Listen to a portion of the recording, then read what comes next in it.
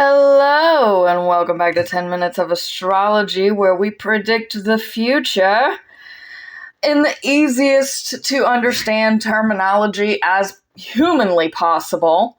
Today we are going to be discussing Mars in Leo in 2036. If you're interested in who I am or what we're doing here, or how to get a reading for yourself, please check the housekeeping in the comments. Quick reminder, I am doing a giveaway at 5,000 subscribers. Now, we're going to talk about what Mars is quickly, Leo, and then we're going to look into the aspects that it makes over the time period of Mars in Leo. Now, Mars is action, war, determination, motivation. It is what you do.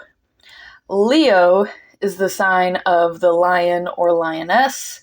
They are the crazy cat videos, they're the lazy kitty, they are the warrior, the fighter, they are high energy, and, they are known for wanting the room and the world to revolve around them and for making it about themselves.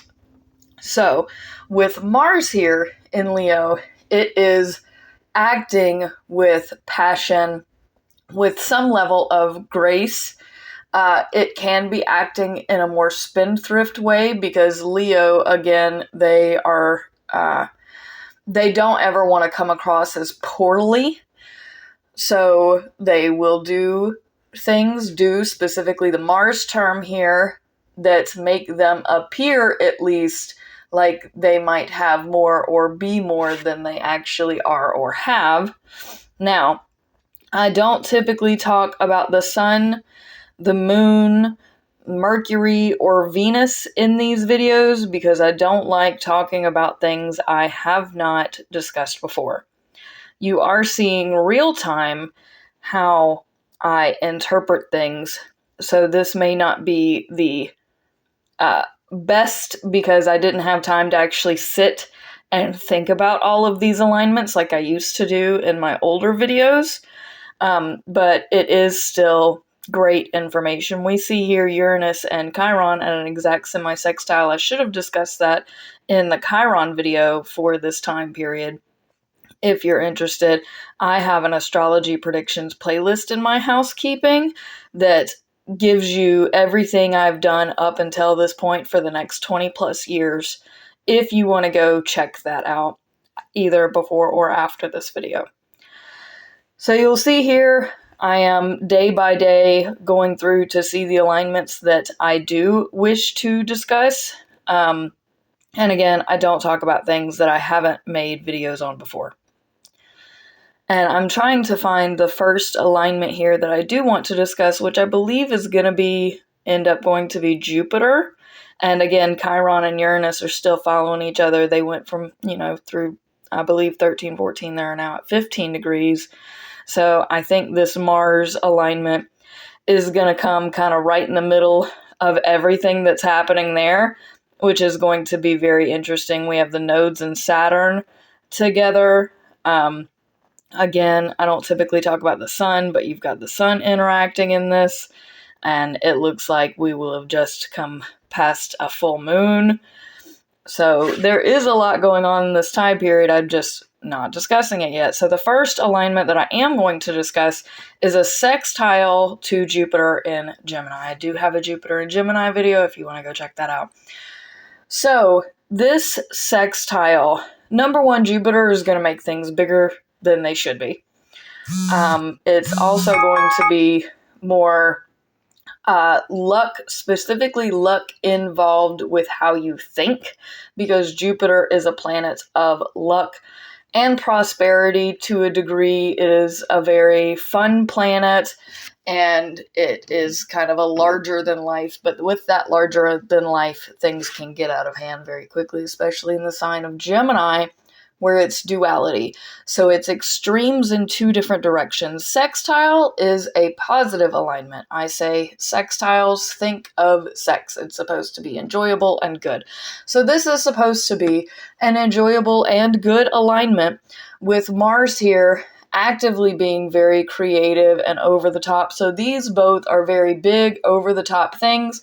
So if you are someone in acting or theater and you're just going all out into your character, this is the type of vibe that I'm getting. It is positive. We're going to move forward. I'm pretty sure that, basically right after this is the alignments to Chiron and Uranus. So it looks like Uranus will come first in this situation. Now, a semi-sextile is a time to learn or to teach. So Leo is in the teaching position, which means Uranus in Cancer has something to learn.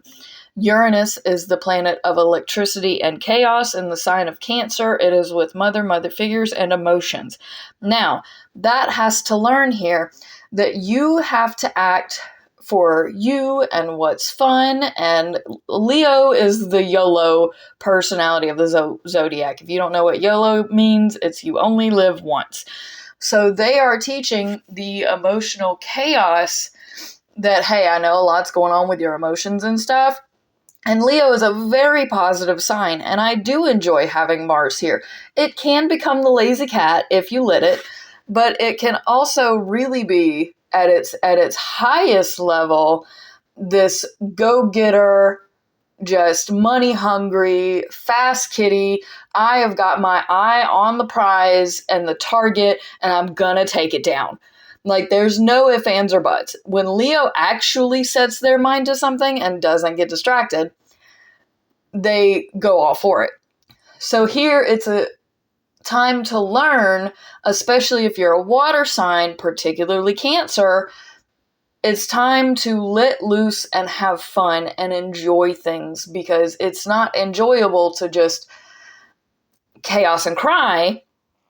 And obviously Leo is in a position, fire signs are in a position, don't shove it down their throats that it's time to be active and enjoy life. You show them. Actions speak louder than words here. So you show them that happiness is still achievable.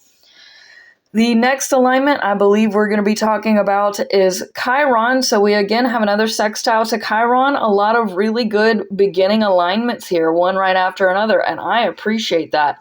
So the sextile to Chiron is this mental healing, especially helping other people mentally heal. So this comes back to, again, teaching this emotional Cancer, that there is healing in enjoying life. Even if you have, now Libra is more of the fake it till you make it sign. So it's not so much about that. Leo is genuinely going to find positivity and happiness in this situation, kind of regardless of what's going on. Like, it's a matter of, you don't have a choice but to see the greener. You don't have really a choice. Like, you can't sit there and just be emotional. It's not healthy. It's not healing. So this sextile to Chiron here is, again, showing others, because Chiron is about helping other people heal what you struggle to heal within yourself. And that's going to be your mind and your mental health here in Gemini, because it's an air sign, which means it rules mentality and how you think about things. So this is another great place where if you have somebody in your life that is struggling emotionally, they are just having everything thrown at them and they are down in the dumps, this is where you can gently, I know fire and air signs don't do gently, but a Cancer needs the gently seeing that it is possible to help get them out of their shell, especially Cancer. So some other water signs may also struggle with that. Forgive me, I have a bajillion alarms. So the next alignment that I want to sit here and talk about, while I have 1 minute left of 10 minutes of astrology, and it looks like Saturn has moved away from the nodes here, but I do want to mention that Saturn being on the on the north node for that extended period of time is the highest version of self. The wisest part of you is going to be happy, is going to look forward, is, their time has got to be manageable and present. You have to be here to enjoy it. But the next alignment we are going to discuss is the conjunction, I believe, to Saturn in Leo. Again, it was just right on top of the North Node. I don't particularly do a whole lot of node stuff because I haven't gotten to it.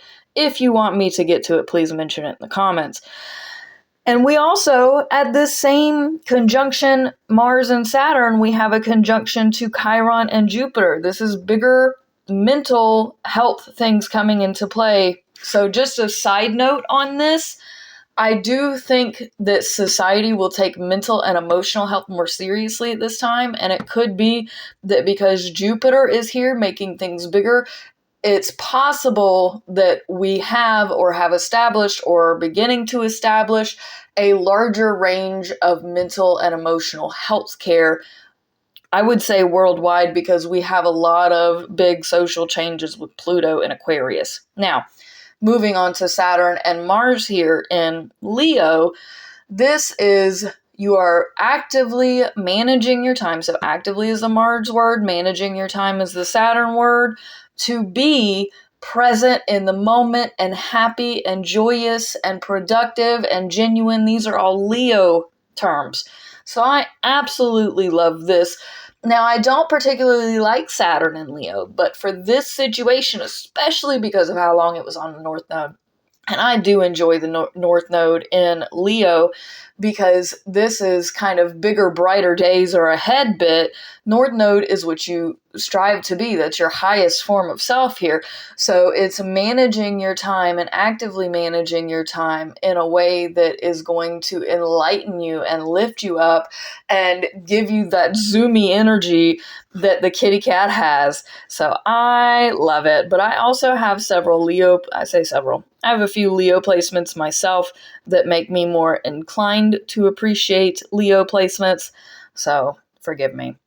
The next alignment, which I've already skipped, was the opposition to Pluto in Aquarius. So this is where, and we might as well say that Saturn, North Node, Mercury, and Mars are opposite this Pluto in Aquarius. Pluto in Aquarius, I've got to give rep to, though. It's been dominating the chart and has had a lot of great social influence in the chart, even though it's been very random and somewhat chaotic this for a very long time. So I don't want to discount the power of Pluto, especially being ruled by Scorpio. Now, with that said, we have a lot against it here. Oppositions either work out and it is best friends and it's fantastic and you see all the perspectives, or it is the complete opposite and nothing is working out, complete enemies, don't get along, this is not working. So it's either going to be one or the other. Now, with Mars opposite Pluto, Mars is also in older times ruled by Scorpio as well. So whether we want it or not, we have Scorpio energy here. Saturn is another one that has two original rulers, one of which is Aquarius. And of course, Mercury is typically ruled by Gemini and Virgo. And, you know, we still have the North Node here as well.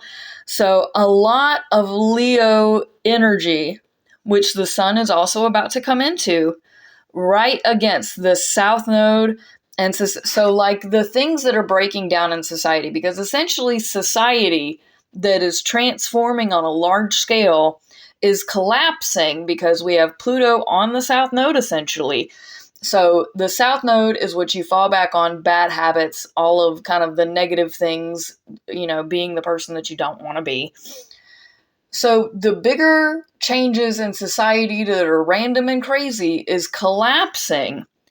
And we are trying to implement Mars, implementation, action, kind of a more time efficient Saturn, happier, more joyous Leo, better for all of us, North Node, and communicating all of that, this smaller form Mercury. So these are going to be your smaller communities that are like your really tight friendships, your inner circle, your family. So all of these great big positive things are pinpointing Pluto on the south node opposite and going, no, you need to fall. You need to collapse. This didn't work and we're going to do it better.